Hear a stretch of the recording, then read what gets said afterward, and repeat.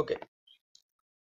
இதுவரைக்கும் வெளிப்படுத்தின விசேஷத்திலே 6 சபைகளை குறித்து ஆண்டவர் இயேசு கிறிஸ்து சொன்ன காரியங்களை குறித்து பார்த்தோம். இன்னைக்கு கடைசியாக 7வதாக லவோதிக்கேயா என்ற இடத்திலே காணப்பட்ட சபையை குறித்து ஆண்டவர் சொன்ன விஷயத்தை குறித்து பார்க்க இருக்கிறோம். வெளிப்படுத்தின விசேஷம் 3ஆம் அதிகாரத்திலே 14ஆம் வசனத்திலிருந்து சொல்லப்பட்டிருக்கிறது. அதிலே ஆண்டவர் சொல்லும் போது அந்த மக்களை பார்த்தும் சொல்லுகிறார், உன்னுடைய கிரியைகளை நான் அறிந்திருக்கிறேன். அவர்களுடைய கிரியையை ஆண்டவர் அறிந்திருக்கிறார். அது எப்படிப்பட்டதாக இருக்கிறது? நீ குளிரும் அல்ல அனலும் அல்ல, நீ குளிராயாவது அனலாயாவது இருந்தால் நலமாக இருக்கும். இப்படி நீ குளிருமின்றி அனலுமின்றி வெதுவெதுப்பா இருக்கிறபடியினால் உன்னை என் வாயினின்று வாந்தி பண்ணி போடுவேன் என்று சொல்லி இங்கே ஆண்டவர் சொல்லுகிறார். அப்போ ஏதாகலும் ஒரு பக்கத்திலே நிற்க வேண்டும்.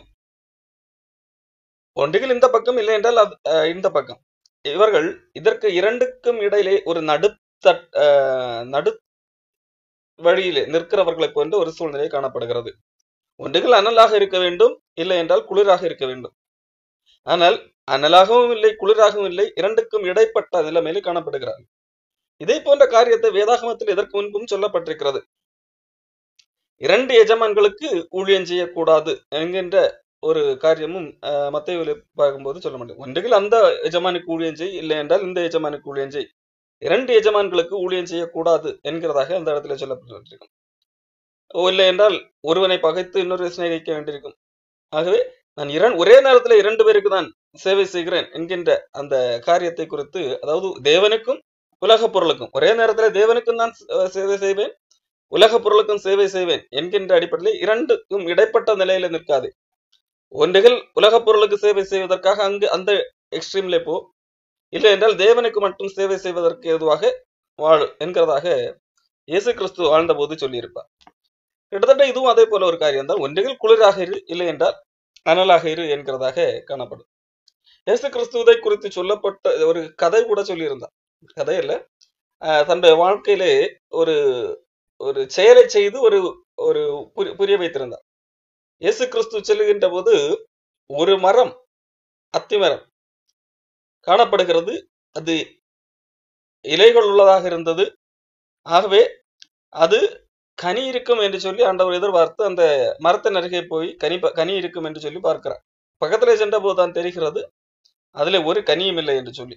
ஆகவே அந்த ஆண்டவர் அந்த மரத்தை பார்த்து சபிக்கிறார், உன்னிடத்திலே இனி ஒரு காலம் கனி உண்டாகாது, யாரும் சாப்பிட முடியாது என்று சொல்லி. அடுத்த நாளே அந்த மரம் பட்டு போகிறது என்று சொல்லி நாம் ஒரு ஆண்டவர் ஒரு செயலை செய்து அதன் மூலமாக சீடர்களுக்கு ஒரு காரியத்தை புரிய வைக்கிறார். ஏன் ஆண்டவர் அதை சபிக்க வேண்டும்? ஒன்று, அது மக்களை ஏமாற்றி கொண்டிருந்தது. பொதுவாக அத்தி மரத்துக்கு ஒரு அந்த காலகட்டத்தில் ஒரு இது இருந்தது, இலைகள் இருந்தால். காரணம் அது இலைகள் என்னது விழக்கூடிய ஒரு காலம், ஒன்றுக்கும் ஒரு காலம் இருக்கும் அல்லவா. சில மரங்கள்ல ஒரு சில காலகட்டங்கள்ல அதனுடைய இலைகள் எல்லாம் கீழே உதிர்ந்து விடும். உதிர்ந்து விட்ட பின்பதாக அடுத்ததாக தான் துளிர் விடும். அடுத்த இலைகள் எல்லாம் துளிர் விட்ட பின், அப்படி துளிர் விடுகிறது என்று சொன்னால் அதிலே கண்டிப்பாக கனி இருக்கும். அடுத்து இலைகள் விழுந்து அடுத்து துளிர் விடுகின்ற போது அந்த கட்டத்திலே கனியும் சேர்ந்து வரக்கூடிய ஒரு காலகட்டம். ஆனால் அந்த காலகட்டத்திலே மற்ற மரங்கள் எல்லாம் இலைகளை விட்டு இலைகள் இல்லாமல் இருக்கக்கூடிய ஒரு சூழல். இனிமேல் தான் அது இலை வர வேண்டும், அப்படிப்பட்ட சூழல். ஆனால் இந்த அத்திமரம் இலைகள் காணப்படுகிறது. அப்ப தூரத்தில் இருந்த ஒருத்தர் பார்க்கிறார் என்று சொன்னா இலைகள் மிகுந்து காணப்படுகிறது, அப்படின்னா கண்டிப்பாக இது கனி இருக்கும் என்று சொல்லி கண்டிப்பாக நம்புவார்கள். அப்போ இந்த மரம் அதுல இலைகள் காணப்பட்டதனால் ஆண்டவர் இயேசு கிறிஸ்து இதுல கனி இருக்கும் என்று சொல்லி வருகிறார். வந்து பார்த்தபோது தான் தெரிகிறது அதுல இலைகள் மட்டும்தான் இருக்கிறது, கனி இல்லை என்று சொல்லி. அப்போ அது ஏமாற்றுத்தனத்தை காண்பிக்கிறது. இலை இருந்தால் கனி இருக்க வேண்டும், அதான் நியதி. இலை என்றால் இலையே இல்லாமல் இருக்க வேண்டும். இலை இல்லை என்றால் ஓகே, கனி இல்லை, அது பிரச்சனை இல்லை. ஆனால் இலைகள் இருக்கிறது, நல்ல துளிர் விட்டு நல்ல இலைகள் வந்திருக்கிறது, அப்படியால் கனி இருக்க வேண்டும். ஆனா வந்து பார்த்தா கனி கிடையாது.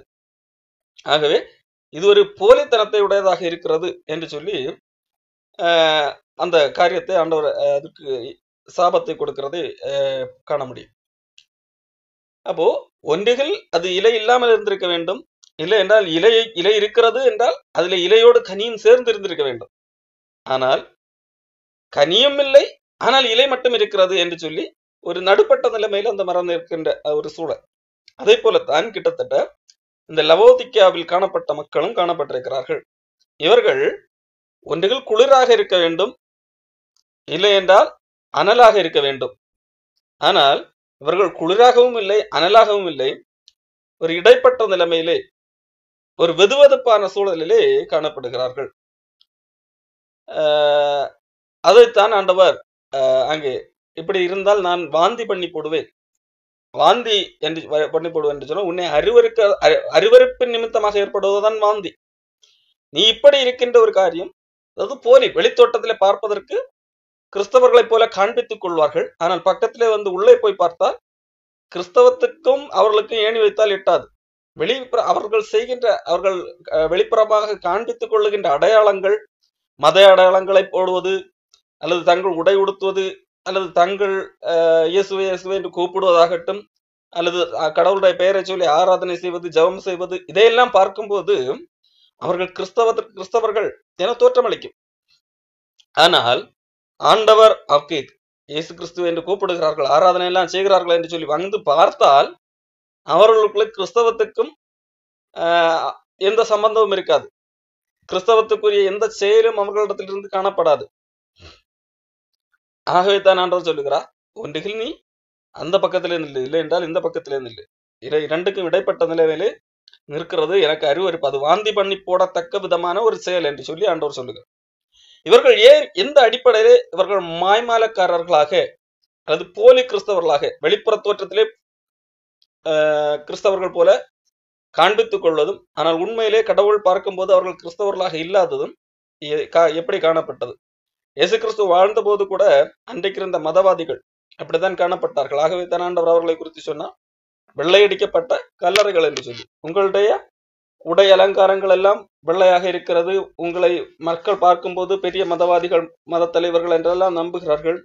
ஆனால் உங்களுடைய உள்ளமோ கேடுபாடுகள் நிறைந்ததாக, நாற்றம் எடுக்கத்தக்கதாக காணப்படுகிறது. எப்படி ஒரு கல்லறை காணப்படுமோ, கல்லறையின் உள்ளே ஒரு தோண்டி பார்த்தால் நாற்றமாக இருக்கும், ஆனால் வெளியே நன்றாக வெள்ளையடித்து அல்லது அலங்கார பொருட்களால் நிர்ணயிக்கப்பட்டதாக இருக்கும்.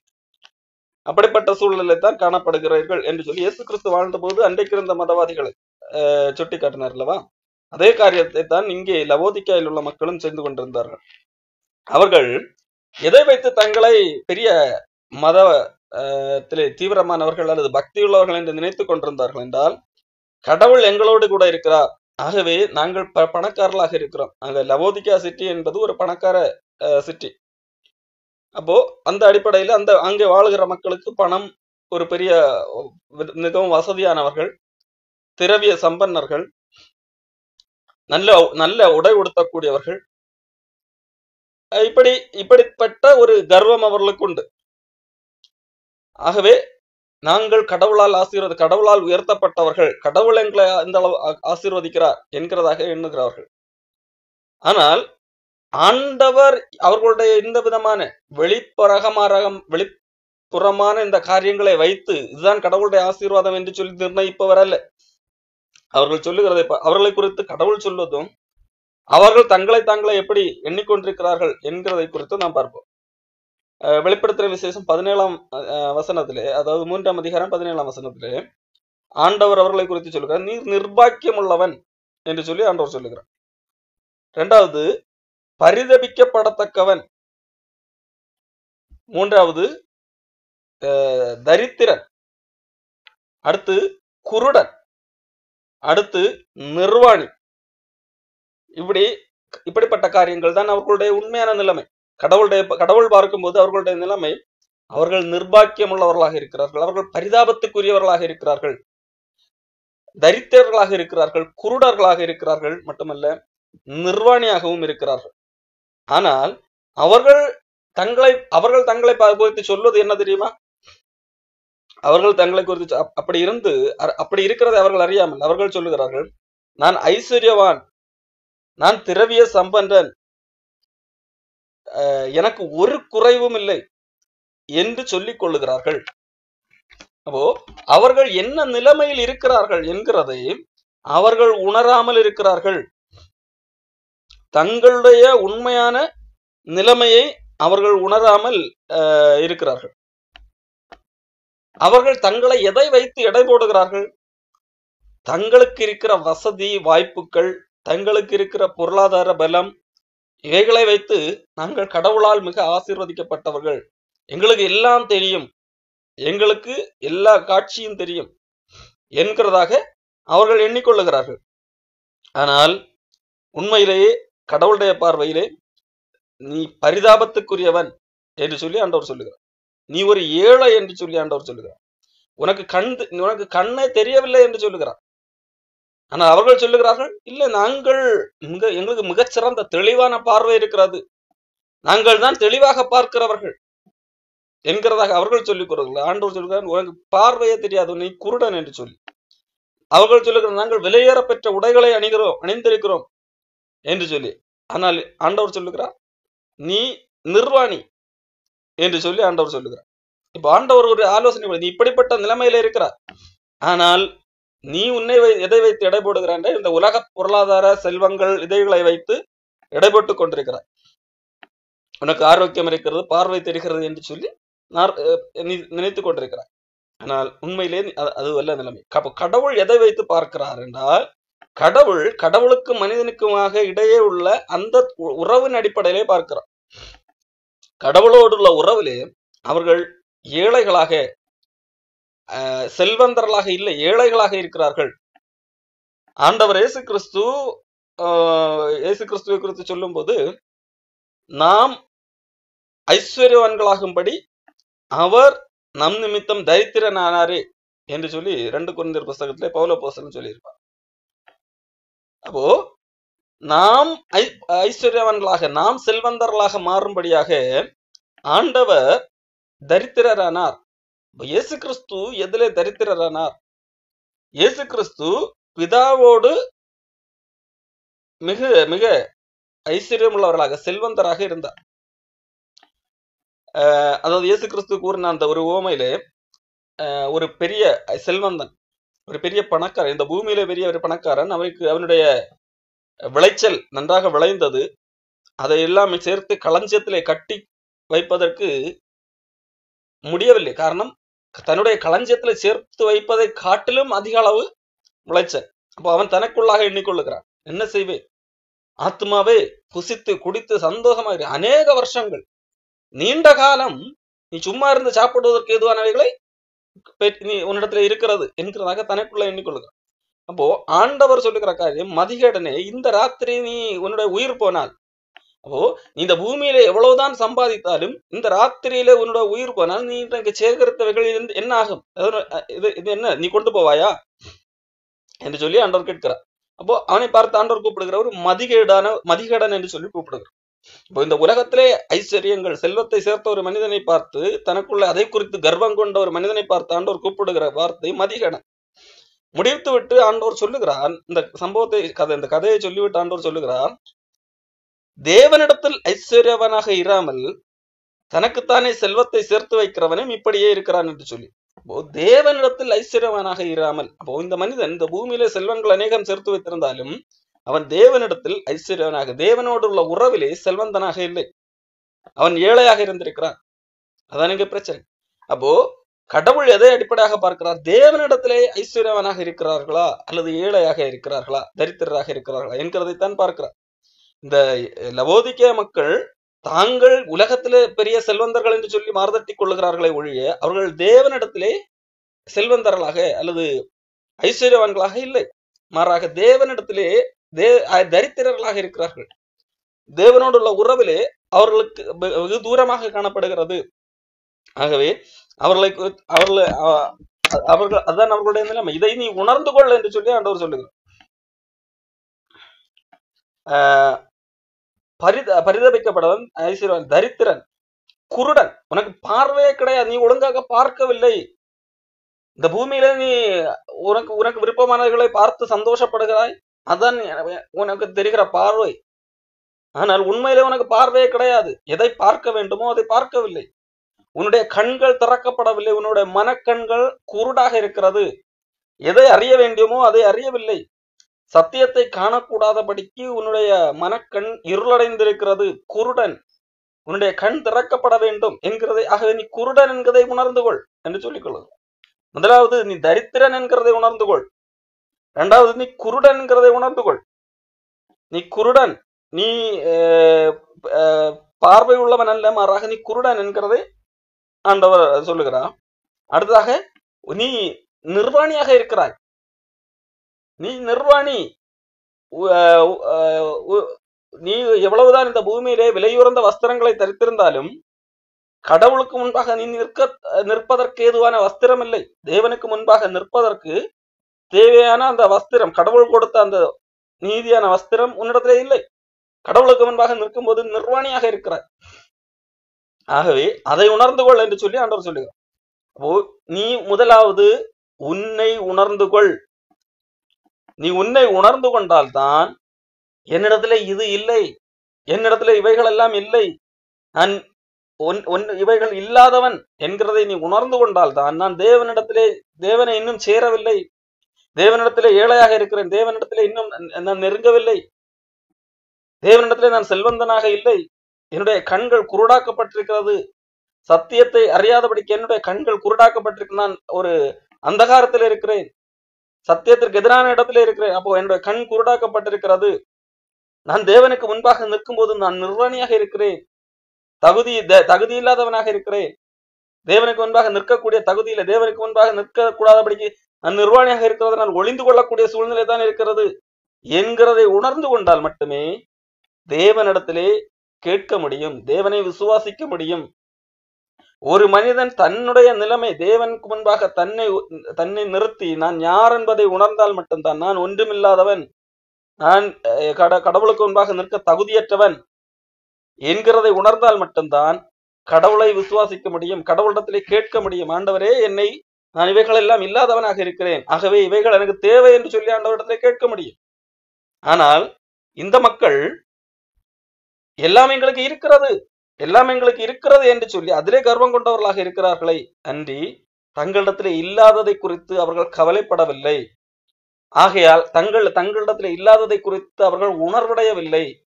ஆகையால் அவர்களால் கடவுளிடத்திலே கேட்க முடியவில்லை, கடவுளை விசுவாசிக்க முடியவில்லை.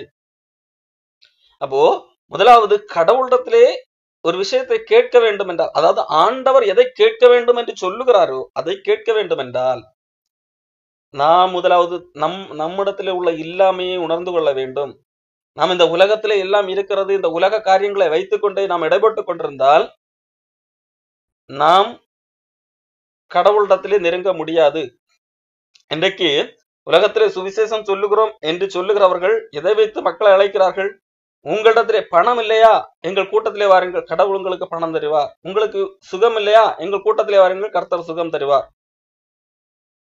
இப்படிதான் கூப்பிடுகிறார். இந்த உலகத்திலே எவைகள் இல்லையோ இவைகள் பெற்றுக்கொள்ள எங்களுடைய கூட்டத்திலே வாருங்கள், இதற்காக கடவுளை விசுவாசியுங்கள் என்று சொல்லுகிறார்களே ஒழிய கடவுள் என்ன சொல்லுகிறார்? நீ கடவுளிடத்திலே தரித்திரனாக இருக்கிறாயா, தேவனோடு உள்ள உறவிலே தரித்திரனாக இருக்கிறாயா?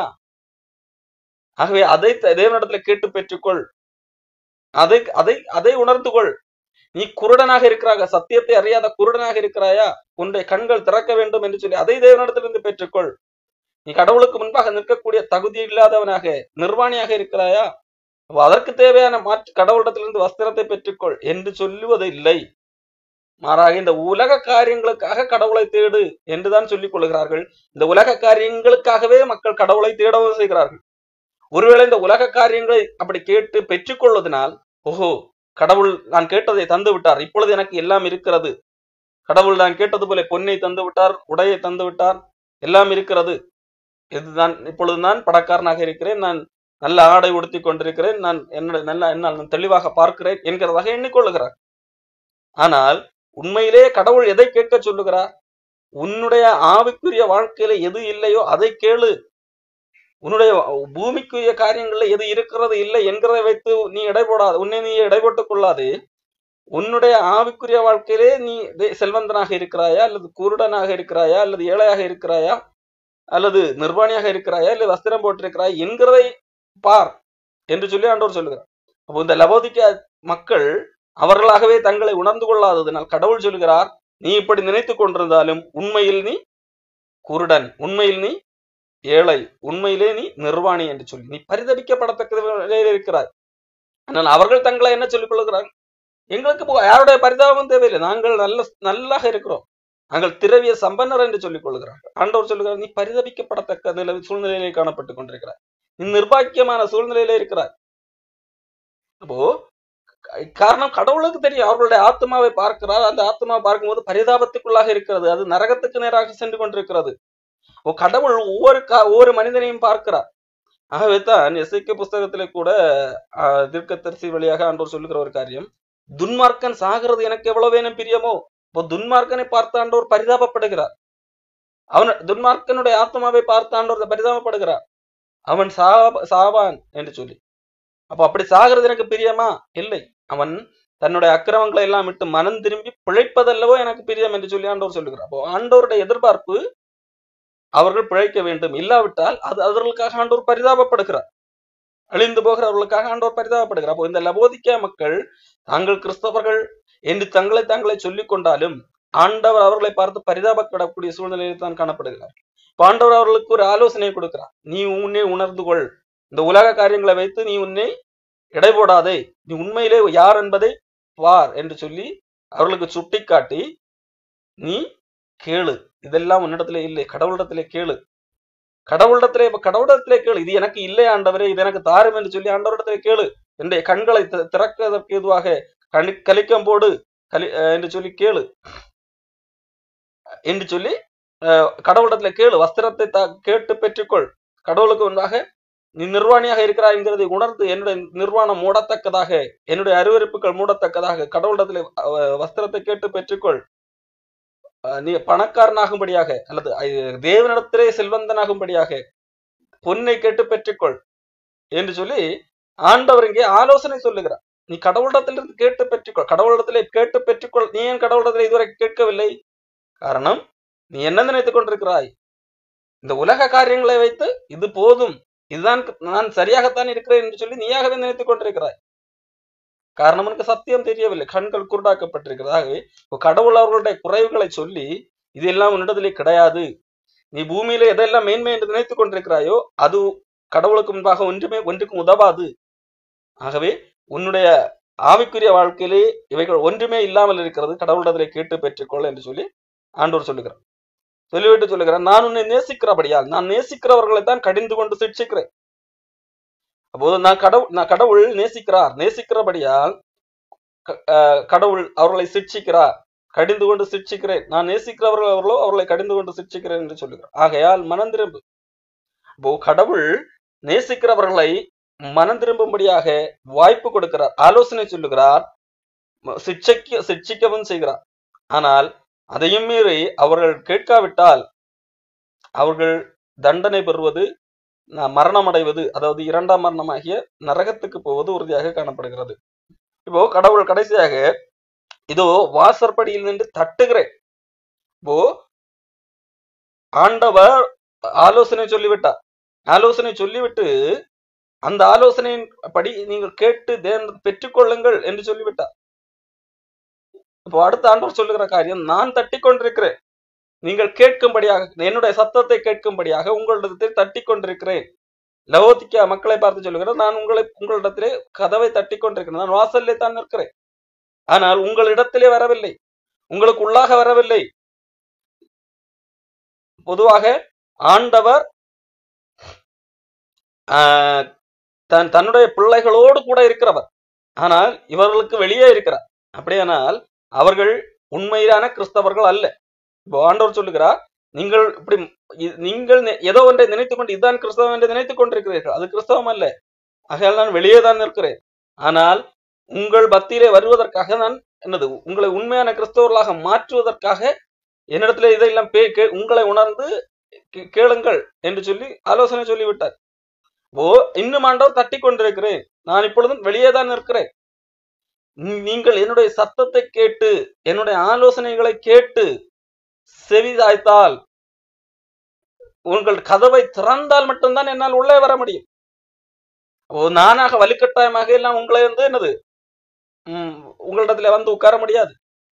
என்னுடைய வார்த்தைக்கு செவிசாய்த்து என்னுடைய சத்தத்தை கேட்டு கதவை திறந்தால் நான் உள்ளே வந்து அவனோடு கூட பிரவேசித்து அவனோடு கூட போச்சனம் பண்ணுவேன் என்று சொல்லி ஆண்டவர் சொல்றார். அப்போ ஆண்டவர் அந்த லவோதிக்கேயா மக்களிடத்திலே வர வேண்டும் என்று சொன்னால் அந்த லவோதிக்கேயா மக்கள் மனம் திரும்ப வேண்டும். கடவுளுடைய சத்தத்தை கேட்டு தங்கள் யார் என்பதை உணர்ந்து எதற்காக கடவுளை நான் விசுவாசிக்க வேண்டும் என்கிற அடிப்படையிலே தேவனை விசுவாசிக்க வேண்டும். அப்பொழுது மட்டுமே தேவன் அவர்களிடத்திலே இருப்பார்.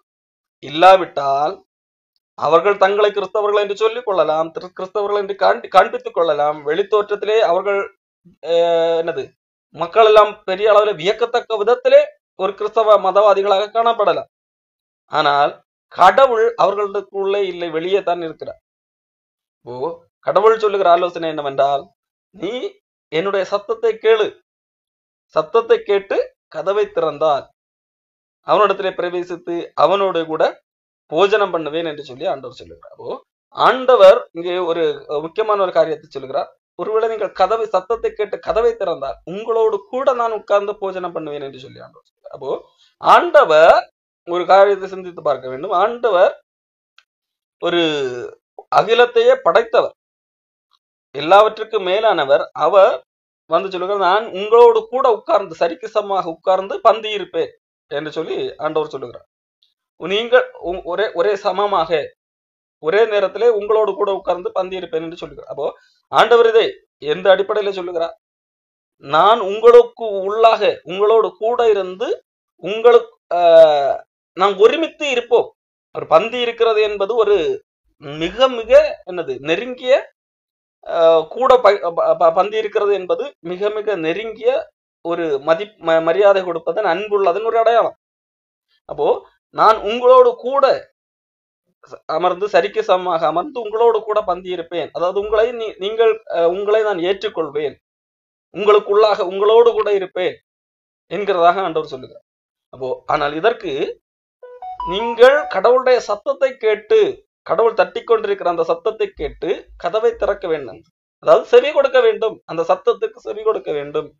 கடவுளுடைய சத்தத்திற்கு செவி கொடுத்தால் மட்டும்தான், உங்களுடைய இருதயம் திறக்கப்பட்டால் மட்டும்தான் நீங்க, அதாவது எந்த நோக்கத்திற்காக நான் தேவனை விசுவாசிக்க வேண்டும் என்பதை உணர்ந்து என்னிடத்துல இது எல்லாம் இல்லை, கடவுள் எதிர்பார்க்கிற இந்த காரியங்கள் எதுவுமே கிடையாது என்கிறத, இதெல்லாம் தான் எனக்கு முக்கியம் என்கிறதற்காக கடவுளை விசுவாசிப்பீர்கள் என்று சொன்னார், அதை கடவுளிடத்திலே கேட்பீர்கள் என்று சொன்னால் ஆண்டவர் வருவார்.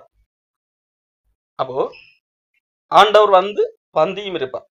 அப்போ நாம் புரிந்து கொள்ள வேண்டியது, நாம் கடவுளிடத்திலே எதை கேட்க வேண்டும் என்று சொல்லி ஆண்டவர் இங்கே சொல்லி தருகிறார். இந்த உலக மக்கள் எதையோ கடவுளிடத்திலே கேட்டு பெற்றுக்கொண்டு அல்லது பெற்றுக்கொள்ளாமல் இதுதான் கிறிஸ்தவம் என்று சொல்லி நினைத்துக் கொண்டிருக்கிறார்கள். ஆனால் கடவுள் எதை கேட்க வேண்டும் என்று சொல்லுகிறார், எல்லாம் இந்த பூமியிலே எது ஆசீர்வாதம் என்று சொல்லி இன்றைக்கு சொல்லுகிறார்களோ அது எல்லாம் நிறைவாக பெற்றிருந்த இந்த லவோதிக்கேயா மக்கள், அவர்களை பார்த்து சொல்லுகிறார், நீ உன்னிடத்துல ஒன்றுமே கிடையாது என்று சொல்லி. அப்போது சிந்தித்து பாருங்கள், கடவுளுடைய இன்றைக்கு பூமியிலே மனிதர்கள் பெரிதாக மதிக்கிறவைகள் கடவுள் அதை ஒரு பொருட்டாக கூட கன்சிடர் பண்ணுவது இல்லை என்கிறதை நாம் புரிந்து கொள்ள வேண்டும். தொடர்ந்து அடுத்த வாரம் வேறு இந்த 7 சபைகளை குறித்து சொல்லப்பட்ட